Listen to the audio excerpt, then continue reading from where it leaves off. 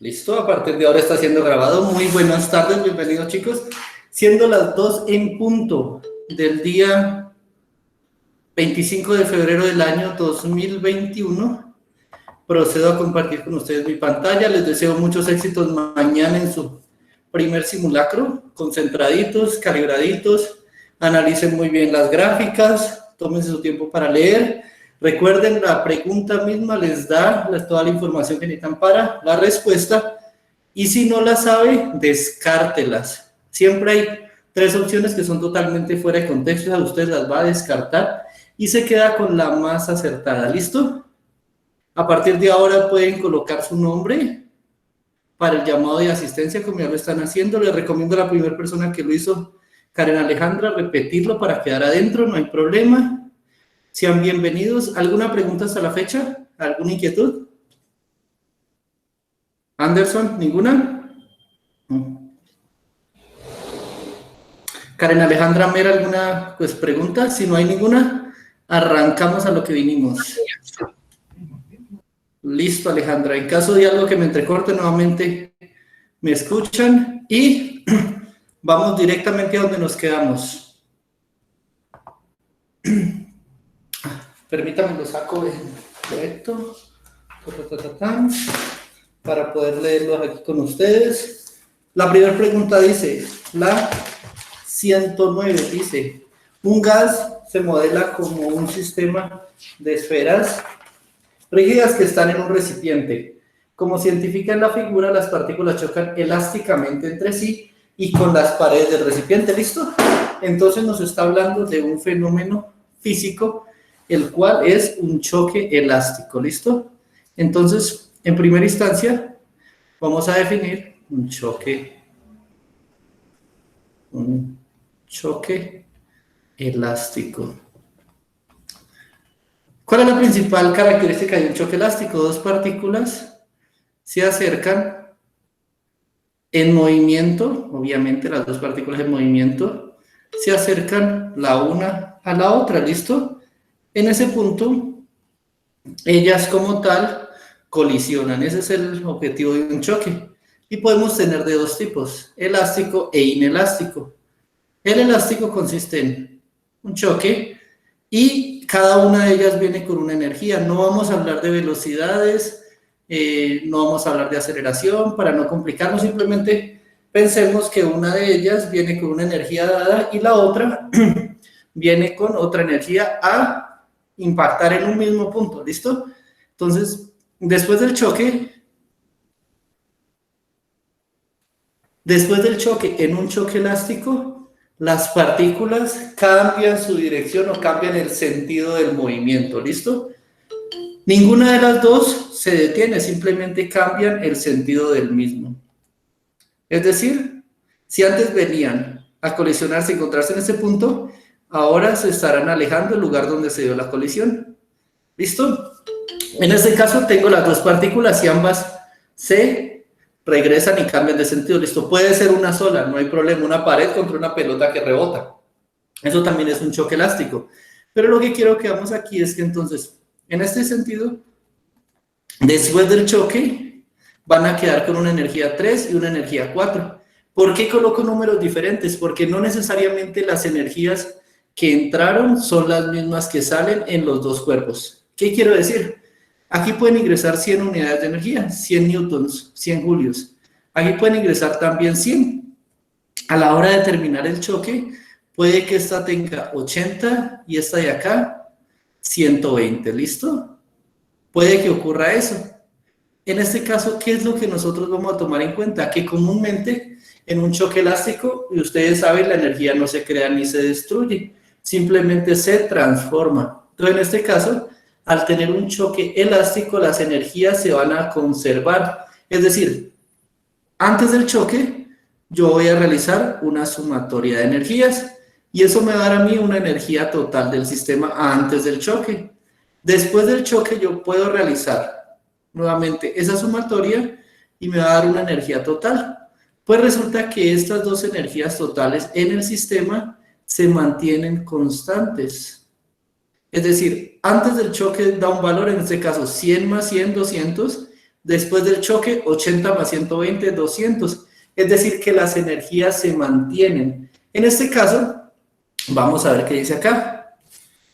Sobre el choque entre dos partículas, el estudiante propone: 1. La suma de las energías cinéticas de las dos partículas se conserva. ¿Listo? En este caso estamos hablando de energía total. Pero recordemos que una parte de la energía total o la energía mecánica que hablamos cuando tratamos el movimiento, ¿cuál es? Energía total es igual a energía potencial más energía cinética. En este caso, la energía cinética es la que viene dada en función de la velocidad. Y obviamente las partículas aquí ya vemos que van a venir con una velocidad. Y después del suceso puede o no cambiar sus velocidades, ¿listo? Pero lo que se mantiene constante es la sumatoria de sus energías internas. ¿Listo? Eso ya lo hemos comprendido hasta ahí. Bien. Ahora veamos, él también propone: la energía total de las dos partículas se conserva. Eso es lo que estamos diciendo acá. Que la sumatoria de la energía total de ambas se mantiene constante en el sistema. ¿Listo? Pero aquí Gabriel está diciendo: profe, pero es que usted está diciendo que la energía cinética se conserva y la energía total también. ¿Y la potencial qué pasa? ¿Por qué le está despreciando? ¿Por qué eso no afecta? Resulta que acontece que cuando usted tiene un choque, vamos a ubicarlo en el plano X, Y, ¿listo? Si mi partícula 1 viene en este sentido a colisionar con la partícula 2 en el punto 0, 0, ¿listo? Cuando lleguen al punto de colisión, al punto 0, 0, ambos van a tener la misma posición. Efectivamente, ambos van a estar en la misma posición para que haya el choque. El choque como tal es la colisión de dos partículas en la misma posición, para eso están a la misma posición y a la misma altura. Entonces, directamente yo también puedo plantear que la energía potencial es constante o igual para las dos partículas. Al tratarse de un choque, es decir, en el hecho de que las dos partículas estén coexistiendo en un mismo punto, converjan casi a la misma altura, casi en la misma posición, ¿listo? Porque si no, no habría choque. Si una está, digamos, por esta línea y la otra va por abajo, pues pasarían derecho y esa variación de alturas haría que el choque no se dé, ¿listo? Entonces, también podemos ver eso. Entonces, la 1 es correcta, la 2 es correcta. Ahora, la 3 dice: la suma de las energías cinéticas de las partículas no se conserva. Esa es la última parte que vamos a ver aquí. En este caso, estamos hablando nosotros de un choque. Permítanme, subo esta cosita un poquito más por acá. En ese caso, vamos nosotros a hablar de un choque inelástico. ¿Por qué hablamos de un choque inelástico en ese caso? Ya vamos a ver. En ese caso tenemos lo siguiente. Voy a borrar aquí. Entonces, primera y segunda están bien. Ahorita vamos a hablar de un choque inelástico.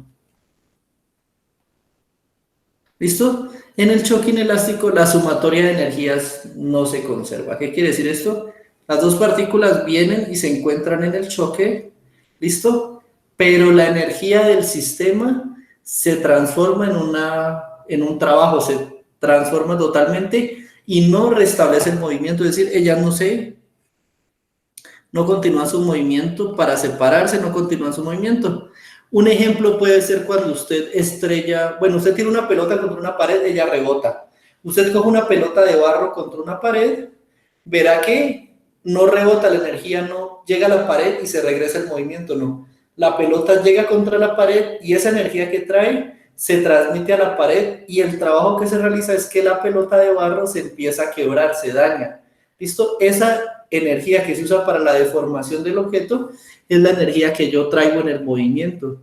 Por tanto, en este caso, no es que la sumatoria de energía se haga cero, ¿listo? La energía se está transmitiendo en el choque al objeto con el que se choca, haciendo que haya un trabajo sobre el objeto que viene en movimiento y se detenga el movimiento. Por eso no es elástico, pero no rebotan, se quedan adheridos, ¿listo? O se quedan detenidos el movimiento. En ese caso, si se quedan detenidos el movimiento, la velocidad de un momento a otro tiende a cero. Si la velocidad tiende a cero, la energía cinética también tiende a cero. Por tanto, la sumatoria de las energías no se conserva, en este caso, no se estaría cayendo a cero, es decir, se anularían, no es que se conserven, es que se anulan, ¿listo? Entonces, el 3 está descartado, es un concepto errado, entonces veamos lo que dice aquí. De las propuestas hechas por el estudiante son o es correctas, solamente la 1, falso porque la 2 también es cierto. La B dice la 1 y la 2, muy bien, esa sería mi respuesta correcta. La C dice solamente la 3, falso porque esa es la que no funciona. Y la D nos relaciona nuevamente la 3, entonces falso. Respuesta correcta, la B. ¿Listo, chicos? Entonces, ¿hasta ahí alguna pregunta? ¿Entendieron claramente qué es un choque elástico, qué es un choque inelástico y cómo los pueden diferenciar?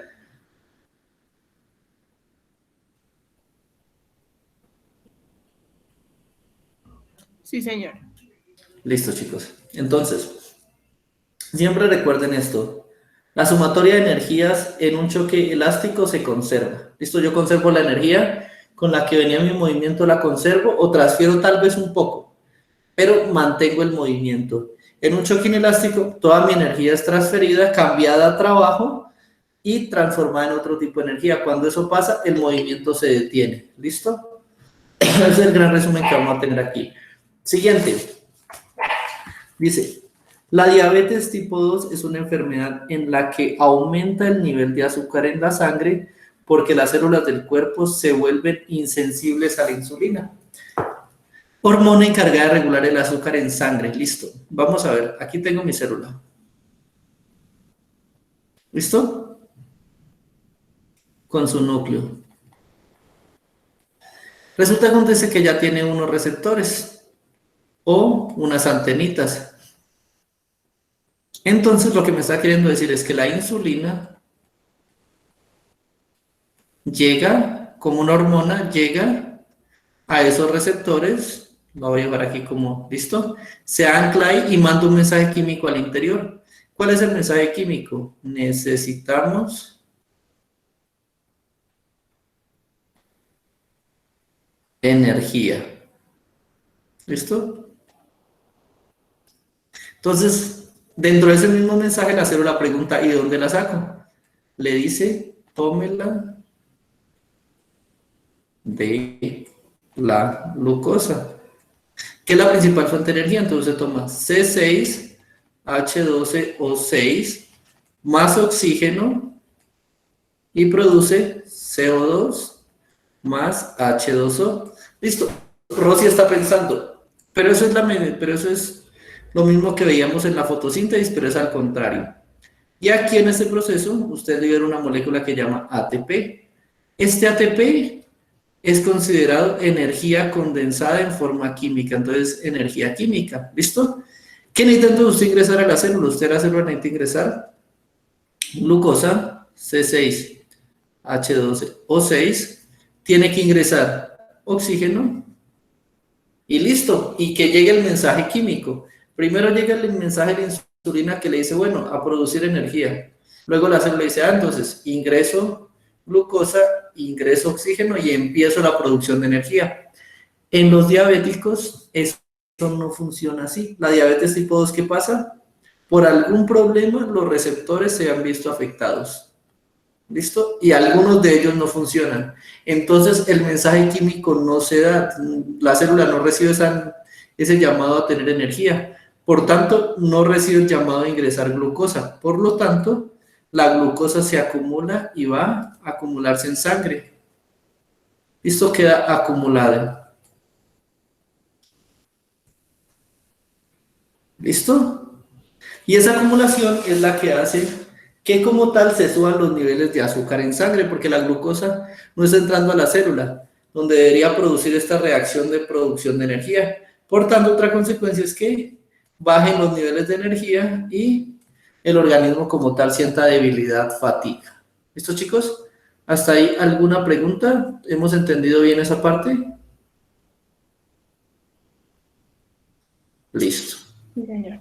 Entonces, Eso ocurre con las personas que sufren ese problema. Ahorita, ¿qué tiene? Aunque esta enfermedad tiene un componente genético, ¿listo? Se relaciona con la obesidad y hacer poco ejercicio físico.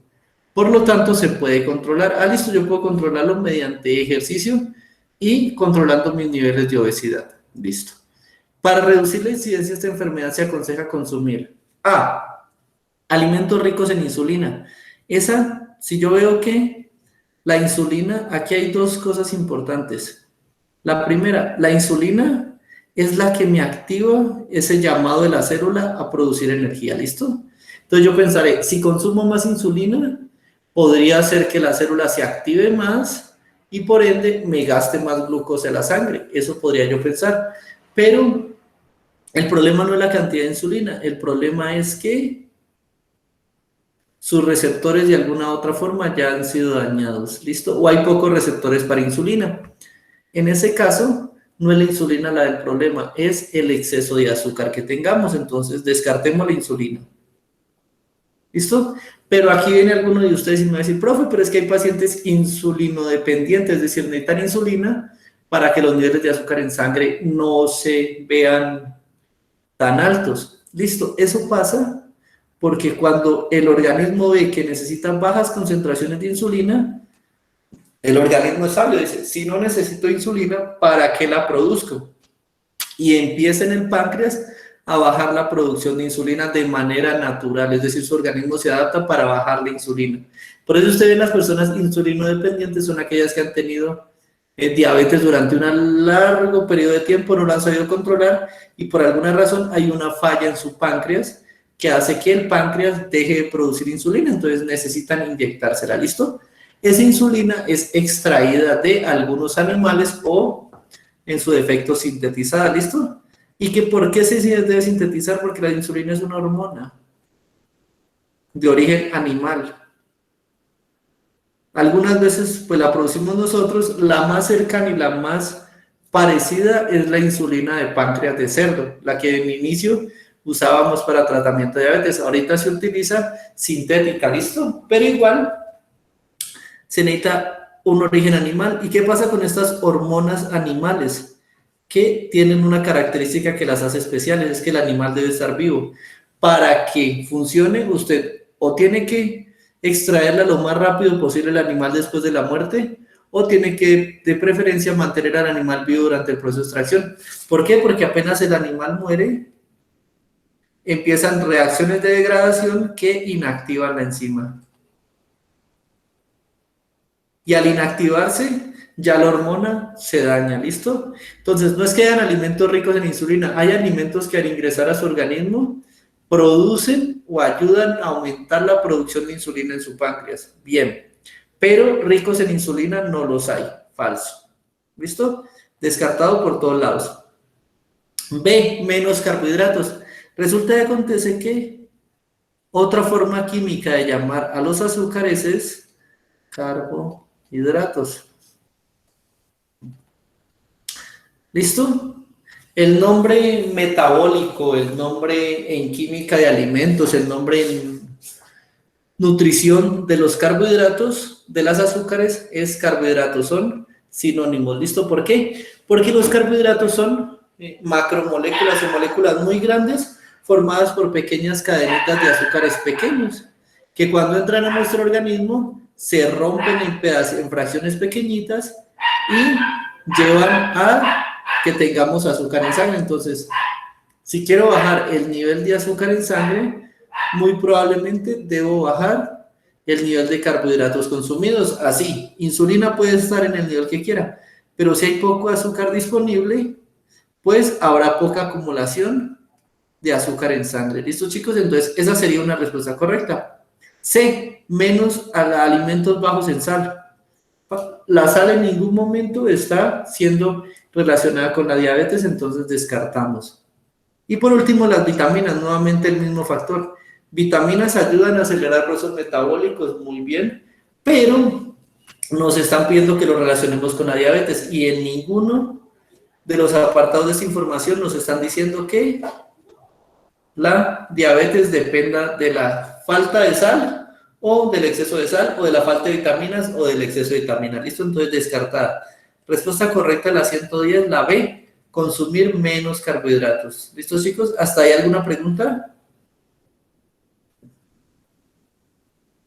No, señor.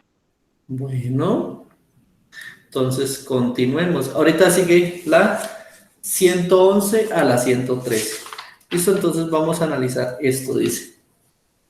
En los cultivos de terrazas se necesitan sistemas de riego que garanticen el suficiente suministro de agua. ¿Qué es un cultivo de terraza? Esto que vemos acá. En una loma tenemos a diferentes alturas diferentes cultivos. ¿Listo? Eso es el cultivo de terraza. Listo. En algunos lugares solo se dispone de agua subterránea, por lo cual es necesario emplear sistemas de bombeo como el que se describe a continuación. Ahí tenemos un diagrama, entonces dice, en la finca se utiliza una bomba de succión para extraer agua del pozo. El agua está aquí. ¿Listo? Este es el agua. ¿Listo? La tengo en mi pozo y para sacarla debo tomar con una bomba de succión, subo el agua, la almaceno en el tanque 1 y luego con otra motobomba mando el agua hasta el tanque 2. Listo. Luego se bombea mediante una motobomba al tanque 2, desde donde baja por gravedad a través de los tubos. Listo. Entonces aquí la almaceno y la suelto. Se libera, sale por aquí el tubo 3, el tubo 2 y el tubo 1. Me liberan el agua a los diferentes cultivos que requieran, donde se usa para regar. Listo, básicamente eso es. Ahorita sí, 111.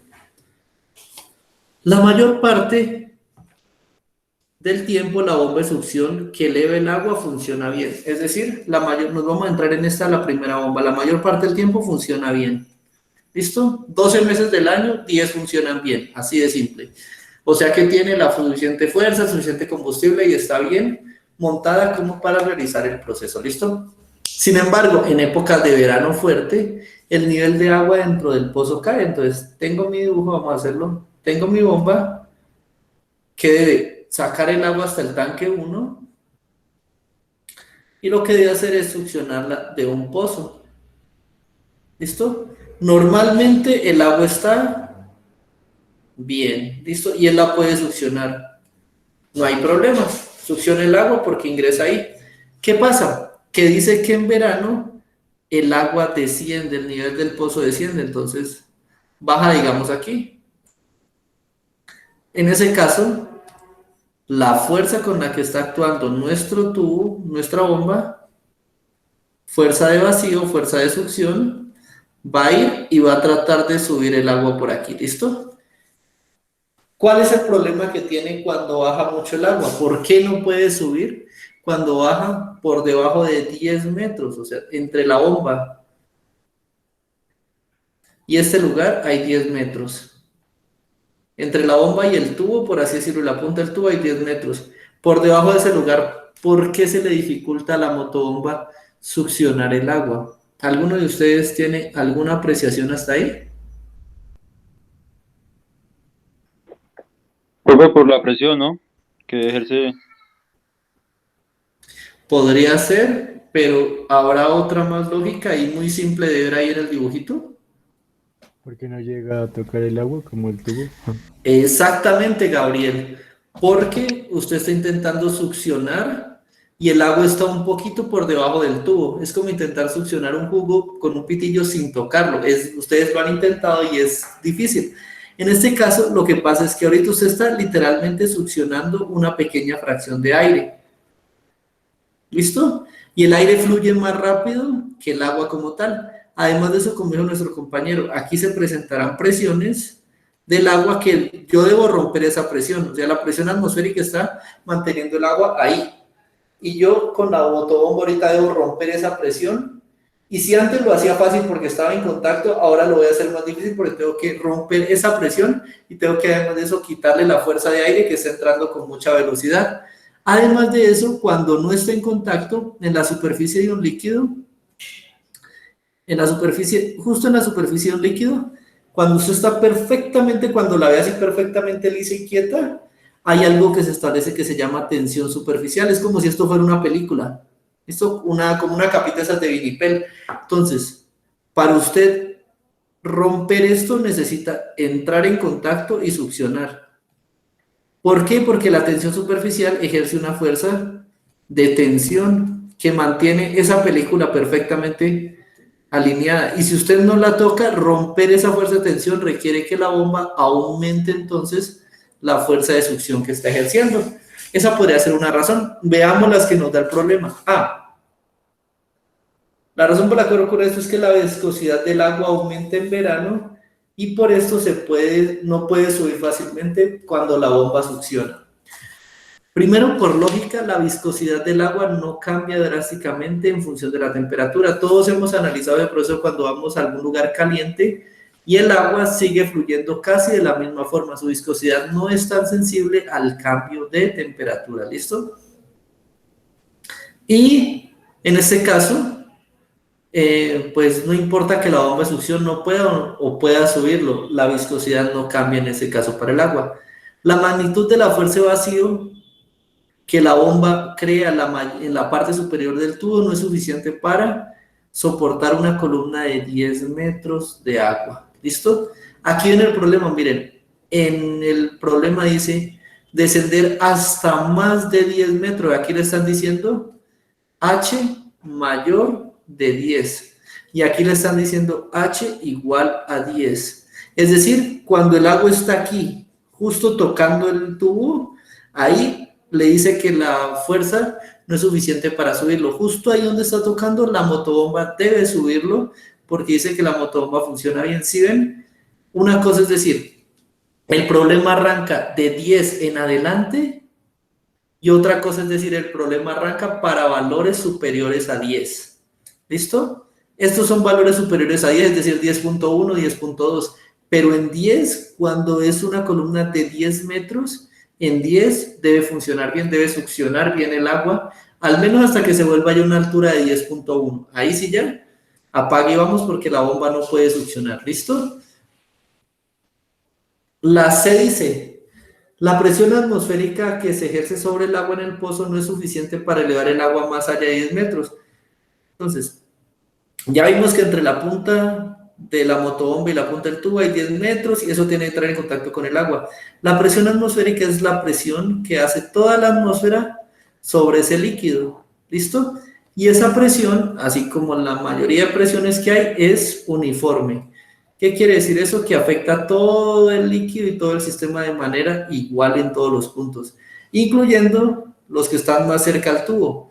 En ese caso, si es uniforme y la presión está aplastando el agua, por así decirlo, manteniéndola formando una superficie, ¿en qué momento ella va a hacer fuerza o va a empujar el agua para que suba? Si su objetivo es mantenerla uniforme contra el suelo o mantenerla presionada, ella no va a hacer que de un momento a otro esta presión por los lados aumente para que aquí se dé una bomba que haga que suba el agua, ¿no? Eso sería, por ejemplo, que hay una corriente de agua, pero en este caso no la hay. Entonces no hay forma de que la presión haga que suba el agua hasta que alcance una elevación mayor a 10 metros. Falso. Entonces A, B y C descartado. Vamos a decir la D. La bomba de succión no es suficientemente potente para subir el agua más allá de los 10 metros. Porque más allá de los 10 metros, para valores mayores a 10 metros, el agua posiblemente no estará en contacto con el tubo que me está succionando y ahí yo ya voy a necesitar una motobomba más potente que literalmente venza la resistencia del viento, venza la tensión superficial y de paso me cree una columna de agua que literalmente, la fuerza tiene que ser tal que literalmente succione el agua sin entrar en contacto con ella. Necesito una motobomba más potente. Entonces esa sería la respuesta correcta hasta ahí. Respuesta correcta de la 111, la D. ¿Listo, chicos? ¿Sí ven lo que les digo yo al entrar aquí? Ustedes analizan y 3 de ellas, así se demoren un poquito más, 3 de ellas tienen algún problemita de lógica. ¿Listo? La primera, la viscosidad del agua en aumento. Usted puede bañar en clima caliente o en clima frío y en ninguno de los dos va a sentir que la viscosidad del agua cambia, es decir, que en una se vuelva más líquida y en otra se vuelva más como una gelatina. Falso. La segunda dice, la magnitud de la fuerza del vacío no puede levantar una columna de 10 metros de agua. El problema nos está diciendo hasta más de 10 metros de agua, entonces arranca de 10 para arriba, no en 10, entonces en 10 no hay problema. La siguiente, la presión atmosférica, nos está queriendo decir que es capaz de elevar el agua. Usted nunca ha visto, por pura naturaleza, la presión de aire aplastar un líquido y que en un punto suba ese líquido. Eso es falso, entonces nos queda la última. Y la última ya le buscamos la lógica y dice, la bomba de succión es suficientemente potente, no tiene la suficiente fuerza para arrastrar una columna de agua, para subir esa columna si está más allá de los 10 metros, porque no está entrando en contacto con el líquido, entonces ahí ya falla. ¿Listo, chicos? Seguimos, bueno, sigamos con la 112, dice. La 112 dice lo siguiente, permítame que sea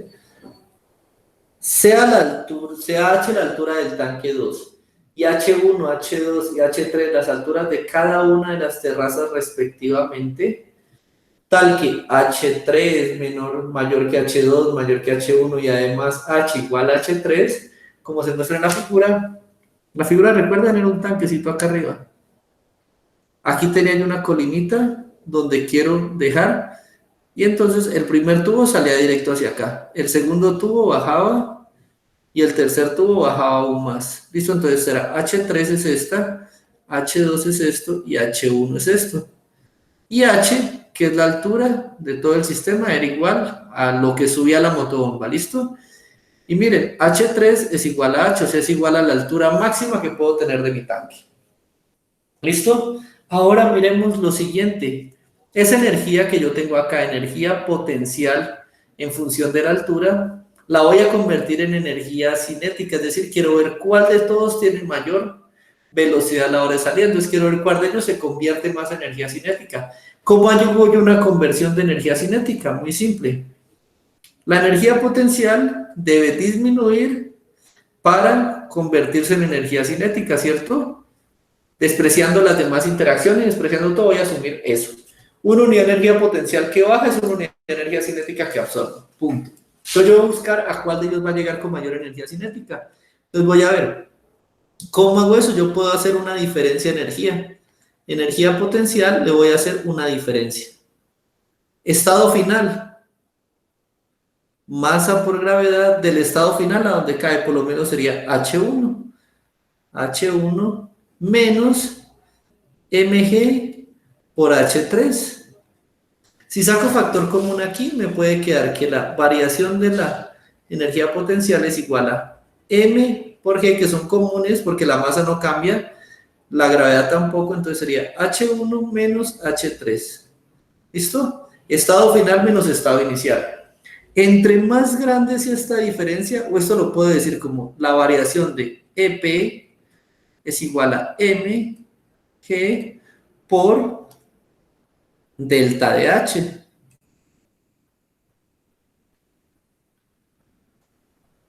¿Listo? Entonces, variación de energía potencial, obviamente variación en decrecimiento. ¿Listo? Entonces, entre más grande sea la variación de energía potencial, la variación de energía cinética va a ser más pequeña o más grande. Si este valor baja mucho, este valor aumentará mucho o poquito. El valor de la energía cinética.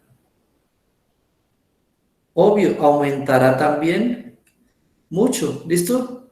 Son inversamente proporcionales. Si uno desciende mucho, el otro aumenta. ¿Listo?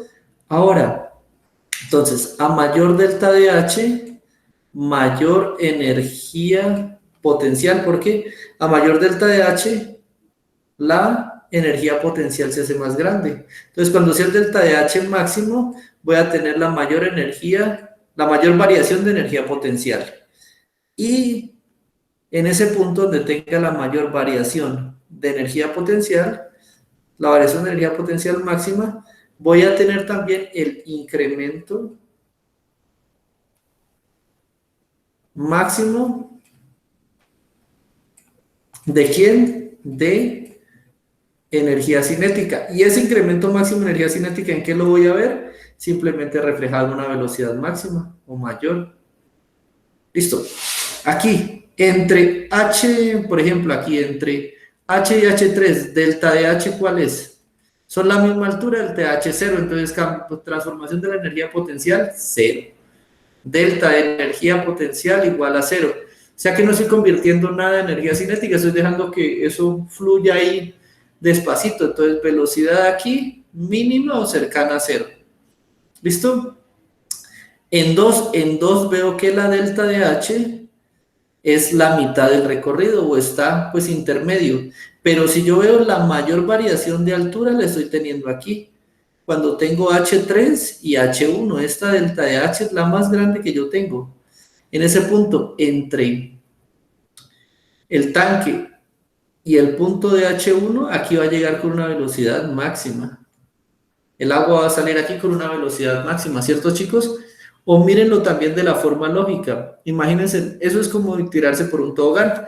Aquí hay agua, va el agua fluyendo y el agua va a caer. Entre más grande sea la altura del tobogán, usted llega con mayor velocidad al punto más bajo.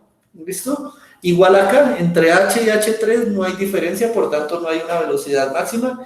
Y entre más abajo esté, entre más abajo tenga que caer, más velocidad va a alcanzar. Entonces la terraza que se riegue con H1 va a ser la terraza a la cual llegue el agua con mayor velocidad. Entonces busquemos, ¿cuál es esa? Esa es la terraza 1, entonces buscamos la B. Terraza 1, porque entre el tanque y la terraza 1 la diferencia de altura es mayor. Le está queriendo decir, más energía potencial se va a convertir en cinética, por tanto, va a tener mayor velocidad. Y la D dice, la energía, la terraza 1 y 2, pero miren que la terraza 1 y 2 se encuentran a diferentes delta de H, se encuentran a diferentes alturas. Por tanto, las variaciones de energía van a ser diferentes para cada uno de ellos. ¿Listo? La 3 dice, la A, perdón, dice terraza 3, porque al estar al mismo nivel del tanque, el agua se traslada fácilmente por el tubo. Falso, porque ya hemos visto que al estar al mismo nivel, no se traslada fácilmente, simplemente lo hace por presión de a pocos.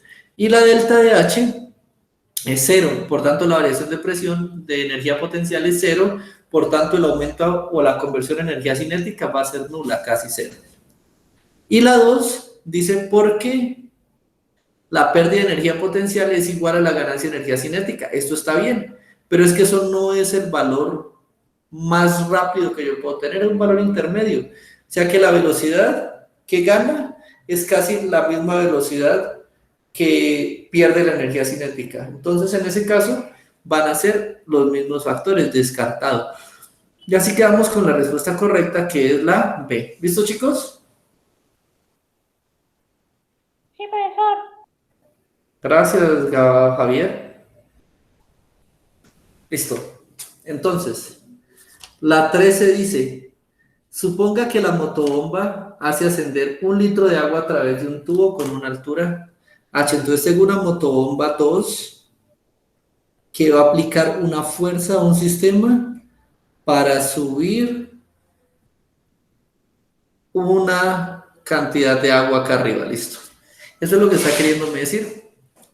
O si no, como dijo Javier, simplemente hágalo así, simplemente diga, hay un sistema, una motobomba, que va a aplicar una fuerza para subir agua hasta acá. Listo.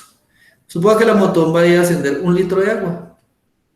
Son 1 litro de agua a través de un tubo a una altura H.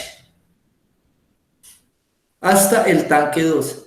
Si el efecto de la fricción entre el agua y las paredes del tubo es despreciable, el trabajo realizado por la motobomba en este proceso es, primero, ¿qué es trabajo? Trabajo se define como la fuerza empleada en realizar un desplazamiento. En este caso el desplazamiento es vertical, entonces también lo puedo decir como la fuerza empleada en realizar una variación de altura. Listo, ya estamos viendo variación de altura. ¿Listo? Entonces, si yo asumo esto como punto cero y esto como altura máxima, entonces puedo decir también que el trabajo va a ser igual a la fuerza por la altura que tenga el sistema. Esa es una. Listo, pero resulta que acontece que yo no conozco la fuerza que hace mi motobomba, yo no tengo ni idea de cuánta fuerza debo aplicarle ahí. ¿Listo? Simplemente me dicen que el trabajo debe ser igual a algo que, a una energía que yo tenga ahí. Resulta que el trabajo, por tanto, es una transformación energética. ¿Listo? Es una transformación de energía. Entonces voy a buscar energía. Si yo veo aquí, el simple hecho de tener a una altura H 1 litro de agua, hace que yo aquí arriba tenga una energía potencial. ¿Listo? Cinética no hay porque en este caso no está moviéndose, entonces no voy a decir que energía cinética, velocidad igual a cero. Allá arriba en el tanque no está moviendo, simplemente está el agua allá arriba. Entonces, esa energía potencial es igual a la masa del agua que yo la puedo sacar porque con la densidad puedo calcular cuánto pesa 1 litro de agua por la gravedad que la conozco, por la altura que la conozco. La energía que yo tengo contenida allá arriba es esta. ¿Listo? Ahora, esa energía que yo tengo contenida aquí arriba no debería ser la misma energía que yo invierto en subirla. ¿Sí? ¿Cómo les parece esa teoría? Si yo gasto, si allá arriba tengo 10 newtons, perdón, 10 julios, la energía que invierto en subir desde el punto cero hasta esa altura no debería ser equivalente a esos mismos 10 julios, ya que la energía no se crea ni se destruye, solo se transforma. Pues efectivamente debería ser así. Entonces, el trabajo debería ser igual a la energía potencial contenida en el agua allá arriba. ¿Listo?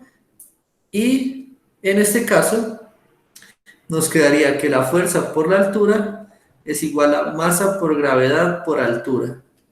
Y miren esto, cancela altura con altura que es la misma y le queda que la fuerza es igual a masa por gravedad. Esto es el peso, es decir, la fuerza que tiene que hacer la bomba debe ser equivalente al peso del agua que usted va a subir. Así de simple. Si el peso del agua le gana, pues la motobomba no sirve y se le va a ir el agua hacia abajo. Si la motobomba genera mucha más fuerza que el peso de agua, va a bombear muy rápido y allá arriba se va a rebosar su tanque rápido. Entonces, la fuerza que hace la motobomba debe ser igual a el peso de agua que requiere subir. Entonces, veamos, la mitad de la energía mecánica total para 1 litro de agua, la mitad de la energía no, porque necesito llegar todo el recorrido y la mitad muy posiblemente haga que me llegue también a la mitad. Falso. La energía mecánica total de 1 litro de agua a la altura 1/4. A la altura 1/4 simplemente es subirlo como aquí. En ese caso no estoy llegando al punto donde yo quiero colocar mi litro de agua. Entonces, falso también. Miren, C. La energía potencial de 1 litro de agua a la altura H, necesito llegar hasta arriba, hasta H máxima, y en ese punto la energía potencial que tengo allá arriba va a ser la fuerza que yo necesito mandarle al sistema en forma de trabajo para que me suba eso. Y finalmente la energía cinética de 1 litro de agua a la altura H. Como la altura H está fija, está allá arriba, entonces la velocidad igual a cero. Y en este caso energía cinética igual a cero, por tanto se descarta. Respuesta correcta de la 113 sería la C. ¿Listo, chicos? Hasta ahí es fácil esta parte. O sea, es un poquito complicado de ver. Algunas veces hay que tener claros los conceptos de energía potencial, energía mecánica, fuerza, energía cinética, para poder realizar los cálculos rápidos y claros. Pero la idea es que ya con un proceso mental como el que ustedes están teniendo de aprendizaje, de aprender a distinguir las variables, usted ya puede realizar estos procesos mentales más rápido. ¿Listo? Miremos, las otras nos tomaron tiempo, esta no nos debe tomar tanto tiempo. Dice, un estudiante tomó la temperatura corporal de un ratón y un caimán en cuartos oscuros aislados. Los resultados se muestran en la tabla. Entonces, cuarto oscuro a 5 grados centígrados. El ratón mantuvo una temperatura de 37. Bien. Temperatura temperatura corporal del ratón en un cuarto a 20 grados se mantiene a 37. De alguna forma el ratón mantiene su temperatura constante, no baja de 37. El caimán a 5 grados está en 5, a 20 grados está en 20. Entonces, ¿qué quiere decir?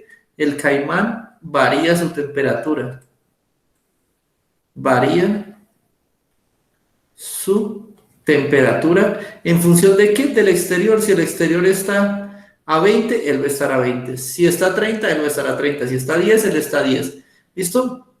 La temperatura corporal del caimán cambió porque A, él gasta mucha energía en mantener su temperatura corporal. Falso, él deja que varíe. El que la mantiene constante es el ratón. Él deja que varíe, entonces falso. B, al ser más grande que el ratón no puede regular su temperatura. Falso. ¿Por qué? Tomemos un ejemplo. Nosotros los humanos somos más grandes que un ratón y regulamos nuestra temperatura interna. ¿Listo? Por eso siempre estamos a 36, 35 grados y por eso es que ahorita en esta pandemia nos mide la temperatura para saber si estamos con fiebre. ¿Listo? Porque somos capaces de regularla a menos de que estemos sufriendo patologías como una gripe o una fiebre. C, su temperatura depende del medio para regularse. A, varía su temperatura con el medio. Por eso se llaman animales de sangre fría, porque su temperatura depende de qué tan caliente o qué tan frío esté el exterior. Esa sería hasta ahorita una respuesta. Y veamos la D. Él solo puede usar luz de sol para calentarse. Eso sería pues correcto, pero es que en este caso estamos realizando el análisis en cuartos oscuros y aislados. Entonces no depende del calor que le da la luz solar en forma de radiación, sino que depende del calor al cual esté el cuarto. Entonces falso. Respuesta correcta la C. Y en esa no nos demoramos casi mucho y la comprensión del mismo no es tan difícil. ¿Listo, chicos? ¿Alguna pregunta? No, señor. Listo, Sandra, muchas gracias. Entonces vamos ahorita con la 115. La 115 dice, una investigación que se realiza en un lago tiene la hipótesis de que hay mayor número de algas en la superficie y que el número disminuye al aumentar la profundidad del lago debido a la variación de la intensidad de luz en el lago. Listo. Tengo mi laguito y yo digo, hay unas algas que crecen aquí. Eso. Entonces crecen porque le da luz. Aquí les llega la luz solar. Entonces yo creo que aquí está la población máxima. Cantidad de algas es máxima. ¿Listo? Y ahorita voy nuevamente a medir una altura. Voy a medir simplemente, pues no altura, sino en este caso sería profundidad. Profundidad. Listo. Entonces yo creo, listo, aquí les llega mucha luz, pero yo creo que a medida que se va haciendo más profundo, va ingresando menos luz. Listo, hasta que acá al fondo llegaría cero luz, ya no hay radiación lumínica. ¿Qué espero yo entonces? Que aquí haya muchas algas, pero acá abajo haya una o no haya ninguna. ¿Listo? ¿Qué debería yo hacer para que mi experimento tenga fuerza? Entonces, yo lo primero que voy a hacer, ¿cuál sería mi variable? En este caso, ¿cuál sería mi variable? La que yo voy a elegir para determinar. Número de algas, no, yo no me voy a poner, aquí hay 15 algas, entonces mido a qué profundidad está. Aquí hay 10 algas, mido entonces a qué profundidad está. No. Aquí hay 15 fotones, 15 rayos de luz, voy a medir cuántas algas y a qué profundidad estamos. No. Lo que usted va a hacer aquí, lo que le queda más fácil es, coja y mida la profundidad, que esa va a ser su variable independiente, entonces usted va a hacer un gráfico de profundidad versus número de algas. ¿Qué observa usted? Que entre la profundidad más baja, ¿listo? Va a tener mayor número de algas, entonces va a obtener una gráfica posiblemente así inversamente proporcional, es decir, a medida que aumenta la profundidad, va a disminuir el número de algas. Y también usted, ¿qué puede encontrar ahí? Entonces, puede encontrar otra gráfica que le diga, con otro color usted va a decir, profundidad y cantidad de luz, también usted va a encontrar que posiblemente mucha, y empieza a caer a medida que aumenta la profundidad. Listo. Entonces usted mida valores de profundidad, no le dé pereza y mida cuando la profundidad es 0, cuando la profundidad es 1 metro, 2 metros, 3 metros, así hasta que llegue a la altura total. En ese lugar mide el número de algas, que aquí son 10. Luego cuando bajen se van a empezar a escasear, 9, 7, aquí murieron hasta llegar a 2 y acá hay 0. Y ahí mida la luz. Aquí está la luz máxima, aquí ya cayó, máximo supongamos que es 10. Aquí 9, 8, 7, 0. ¿Listo? En ese caso usted va midiendo a cada altura o a cada profundidad, va midiendo las variables de interés para determinar cómo se comporta su sistema. ¿Listo? Entonces, ¿yo qué requiero? Requiero hacer todo ese análisis. Vamos a ver. Para la hipótesis, para probar esa hipótesis, los investigadores deben contar el número de algas encontradas en el fondo, bien, número de algas acá, y determinar la cantidad de luz en la superficie, la cantidad de luz aquí. Ustedes están midiendo, están tomando cantidad de algas aquí en el fondo, voy a cambiar de color, cantidad de algas aquí en el fondo, y está midiendo cantidad de luz acá arriba. ¿Eso le permite a usted comparar algo? No, usted está tomando dos parámetros en dos puntos diferentes, lo que hace que los parámetros no puedan ser comparados. Usted no puede decir, voy a medir cuántas algas hay en la superficie, pero voy a medir la luz en el fondo. No tiene sentido, está midiendo dos parámetros diferentes, entonces no puede ser realizado. Cualquier cosa que lo lleve usted a medir dos parámetros en dos lugares diferentes, ya en este caso no lo podemos comparar. ¿Listo? Entonces, B, contar el número de algas encontradas en la superficie. Bueno, voy a contar este valor y determinar la profundidad máxima donde penetra la luz del lago. Es decir, voy a ver a dónde la luz se hace cero, acá. Nuevamente estoy midiendo parámetros muy alejados. Estoy tomando datos muy alejados, entonces falso. De modo que solo estoy tomando datos para describir todo un sistema. El sistema requiere que yo lo describa en función de todos los datos que presente. Después, la C, contar el número de algas en el fondo y la superficie y determinar la cantidad de luz en la superficie. Bien, ahorita estoy tomando más parámetros. Cantidad de algas en el fondo, bien. Cantidad de algas en la superficie, bien. Pero solo la cantidad de luz en la superficie, solo aquí. Entonces, yo no voy a saber en qué punto la cantidad de luz se me hace cero. Y en ese punto no voy a saber cuántas algas puedo tener ahí. Entonces, me hizo falta este dato. No me está sirviendo. Ahora la D dice, contar el número de algas en diferentes profundidades. Ah, bien.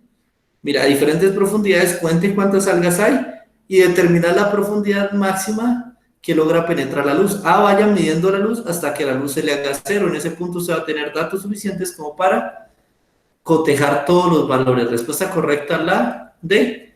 115, la D. ¿Listo, chicos? ¿Hacer alguna pregunta?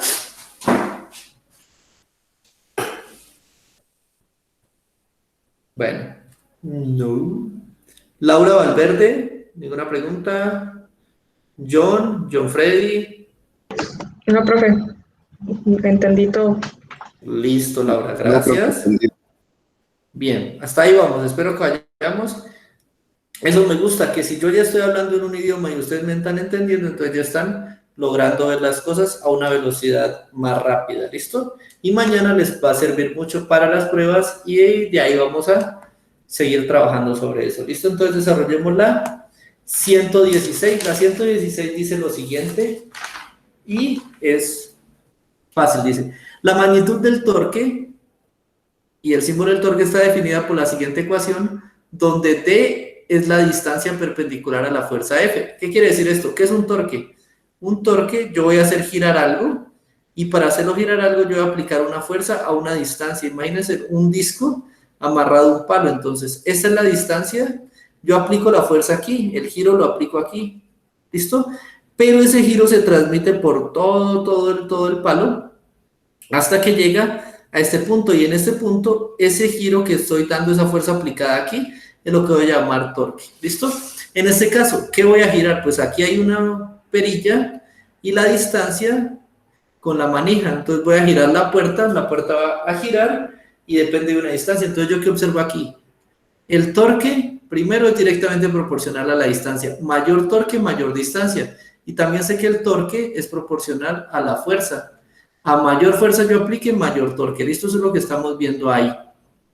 Si un niño quiere abrir una puerta aplicando una fuerza F en la manija, entonces quiere aplicar una fuerza, ¿cuál de las siguientes puertas se producirá mayor torque? Nuevamente, a mayor distancia, mayor torque, a mayor fuerza, mayor torque. Entonces debo buscar, como aquí el niño aplica siempre la misma fuerza, miren, aplicando una fuerza, el niño solo tiene una fuerza, la que Dios le dio. Entonces, ¿qué es lo que voy a buscar? ¿La distancia más corta o la distancia más lejana? Más lejana. Exactamente, entonces, esta no es la... Busquemos entre las cuatro, no me tengo que ir así. La D es la distancia más lejana que yo tengo. De resto, todas son más pequeñas, por tanto, en todas las anteriores va a haber un torque menor. Aquí es la única donde tengo el torque máximo del sistema. ¿Listo? Entonces, 116, la D. Esa está también fácil. ¿Listo? Seguimos con la 117. La 117 dice... Un cambio de longitud en un objeto producido por un cambio de temperatura se conoce como dilatación lineal.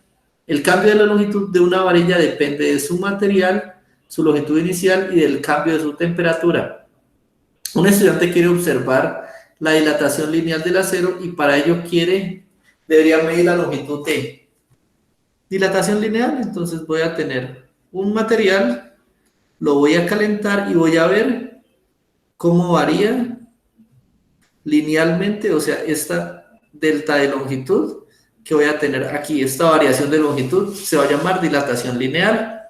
¿Listo? Entonces dice que depende de su material, su longitud inicial y el cambio de temperatura. Entonces, no es lo mismo medir una barra de acero, por ejemplo, que medir una barra de hierro. ¿Listo? Los materiales son diferentes y en este caso su dilatación lineal, la variación de L va a ser diferente, ¿listo? No es lo mismo medir un rango de 5 a 10 grados centígrados que medir uno de 5 a 500 grados centígrados. ¿Listo? Todo varía en función de esos datos que tengo ahí. Entonces, si yo quiero, un estudiante quiere medir la dilatación del acero, ¿qué es lo primero que debería yo garantizar? Pues que sea lo que sea sobre lo que lo voy a medir, sea acero. ¿Listo? Entonces, eso es el primero.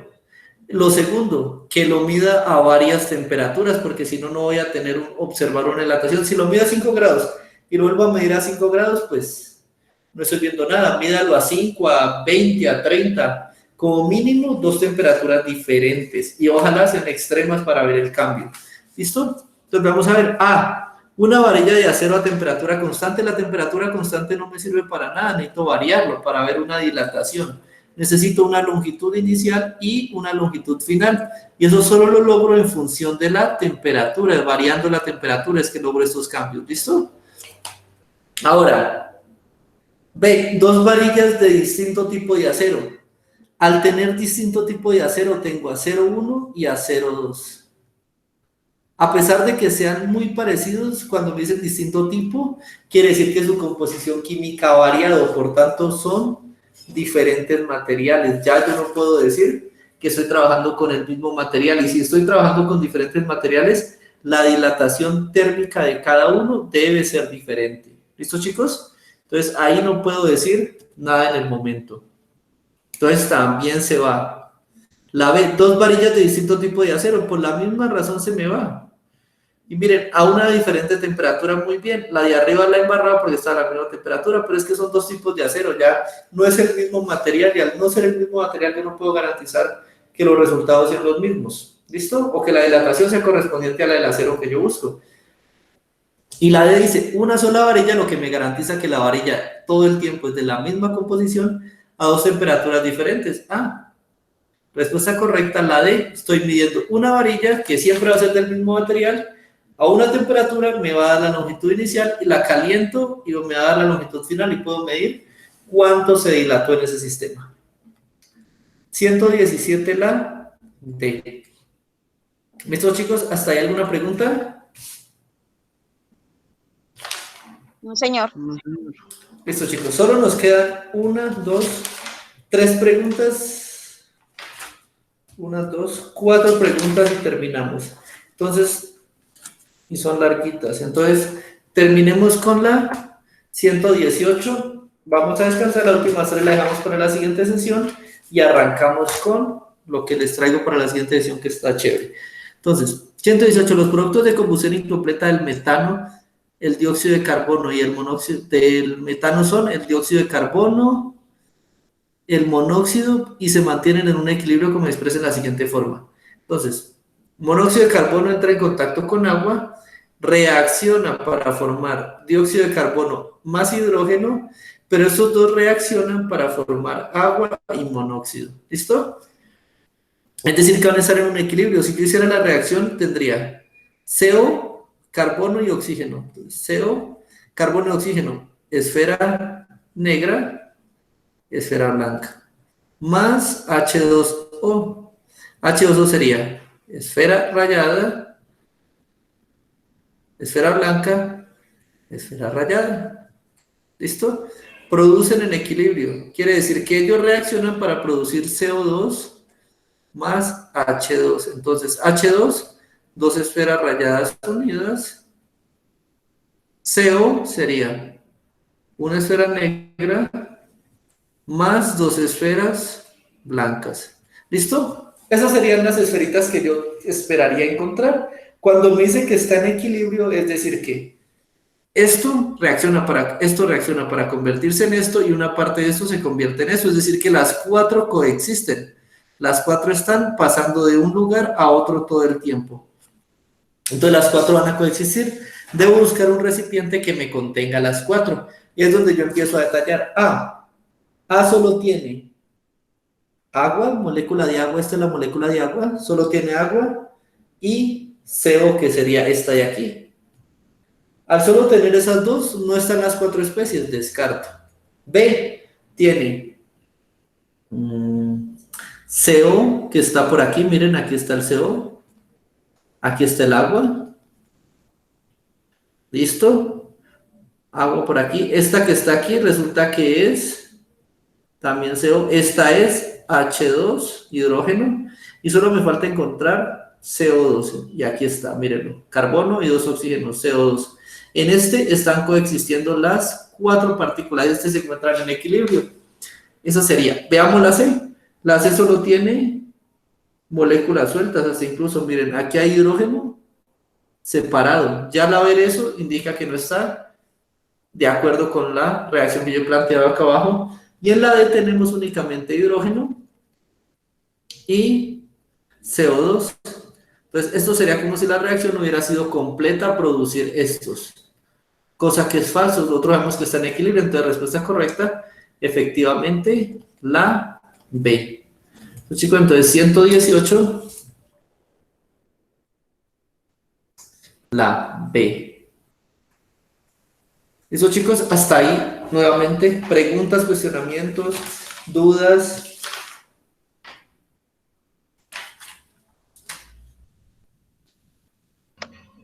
No, señor. Listo, muchas gracias. Las últimas tres que tenemos las vamos a dejar para responderlas en la siguiente clase, ¿listo, chicos? Y en la siguiente clase también les recomiendo, por favor, ustedes mañana realizan un simulacro, ¿cierto? Vamos a hablar sobre esos simulacros.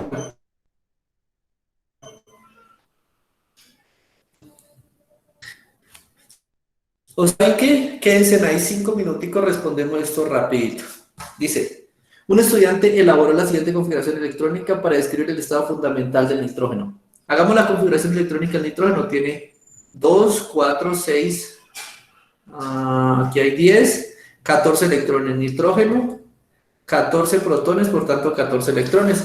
Entonces ustedes saben que el llenado de la configuración se hace siguiendo el principio de construcción de Aufbau, ¿cierto? Entonces, empezamos. Aquí va a tener los S, aquí va a tener los orbitales P y aquí va a tener los orbitales D. Entonces empezamos.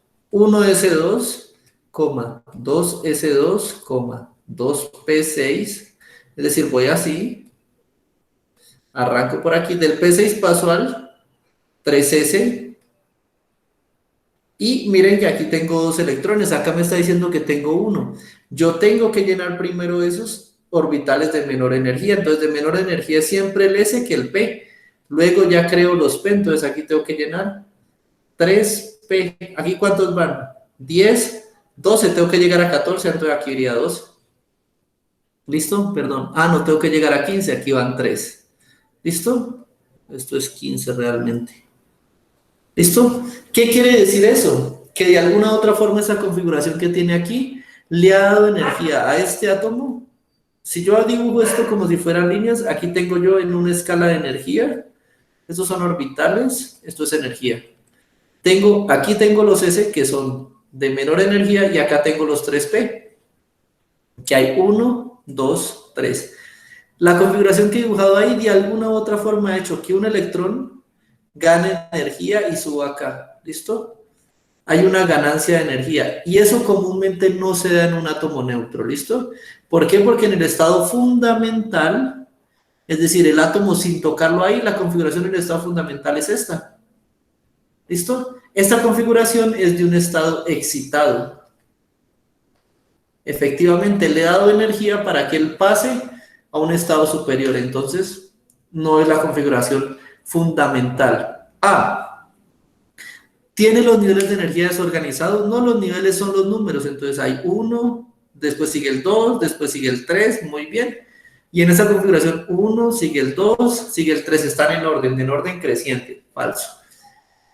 B, tiene más de 2 electrones en el subnivel P. El subnivel P puede albergar hasta 6 electrones. ¿Listo? Entonces, no hay problema en ese caso. C, no tiene 5 electrones en el último nivel de energía, tiene 4. Falso, en el último nivel debería tener 5 efectivamente. Y aquí también tiene 5. Bien, descartamos. D, no corresponde al estado fundamental porque el electrón del subnivel S fue excitado, es lo que vimos acá, entonces es un nivel excitado. D.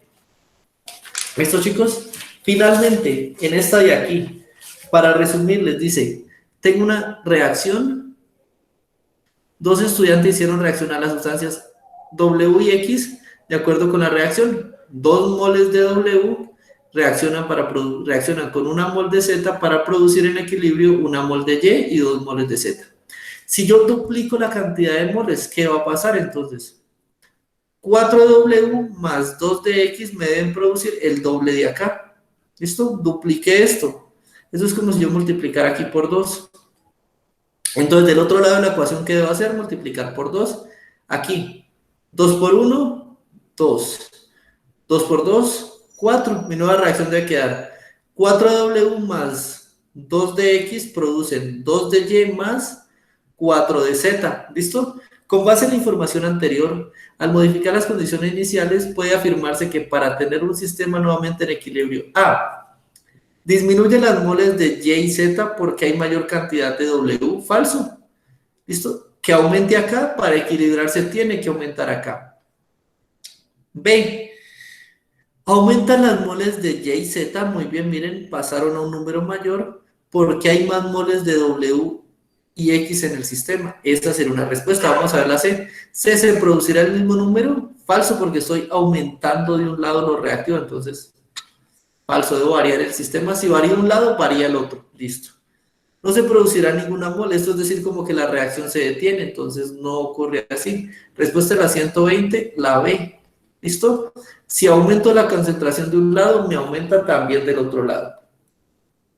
Y me queda la última, la 101, dice: un estudiante desea separar 2 muestras en sus componentes. Para ello sumergen etanol un extremo de 2 tiras de papel que tiene una muestra diferente, permitiendo la absorción descendente de etanol sobre el papel, generando la separación de los componentes de la mezcla. El procedimiento realizado después del etanol, bueno, la esquematizamos aquí. Sustancia 1 se veía como una sola sustancia y sustancia 2 se veía como una sola sustancia. Cuando las corrí, miren, la sustancia 1 se dividió en 3, entonces parece una sustancia, pero en realidad equivale a 3 sustancias.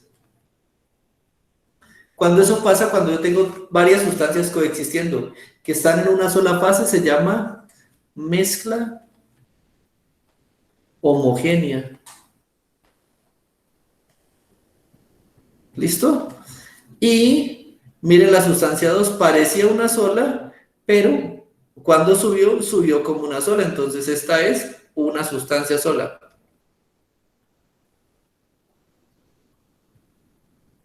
Cuando tengo una sola sustancia, ¿eso cómo se llama? Se llama sustancia pura.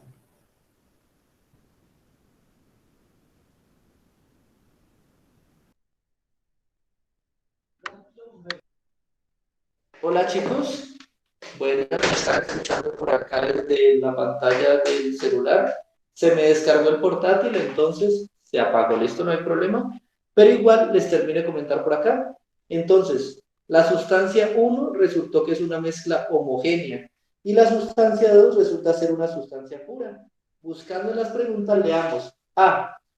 La muestra 1 es una sustancia pura. Falso, porque ella fue una mezcla homogénea porque estaba compuesto por 3 sistemas. ¿Listo? B. La muestra 1 y la muestra 2 son sustancias puras. Falso nuevamente porque la primera muestra está formada por 3, una mezcla homogénea. C. La muestra 1 y la muestra 2 son muestras homogéneas. Falso, chicos, porque la muestra 2 es una sustancia pura. Entonces descartamos esa. Y la D dice, la muestra 1 es una mezcla homogénea. Bien. Y la muestra 2 es una sustancia pura. Entonces, respuesta correcta a esa pregunta es la D. ¿Listo, chicos? Con eso hemos terminado el solucionario de ese cuestionario. ¿Listo? Para la siguiente semana, lo que vamos a analizar es que mañana ustedes tienen el solucionario de su simulacro. ¿Listo? Guárdenlo, guarden el simulacro, porfa.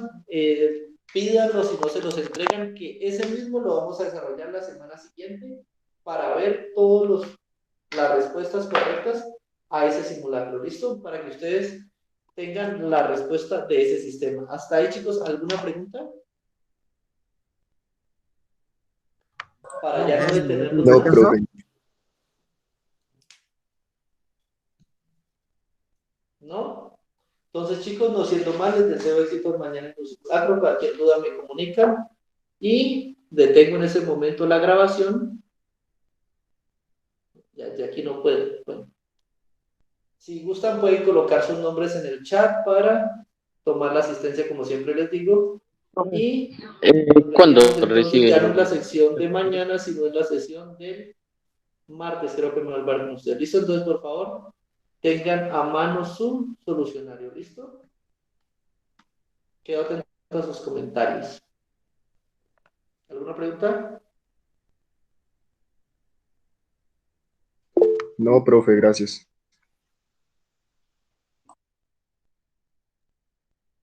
Listo, chicos, no siendo más entonces, espero que se encuentren muy bien. Nos vemos el martes. Ha sido un placer compartir con ustedes. Hoy les subo la grabación de la clase y asimismo, Profe, y asimismo taller 3 también para tendrán ustedes acceso a las diapositivas de la clase. ¿Listo? Quedo atento a sus comentarios y que les vaya muy bien. Profe, es que no me respondió la pregunta. ¿Cuál pregunta que no te escuché? Anderson, cuéntame. Era que hasta qué plazo había para entregar el tercer taller que nos envió.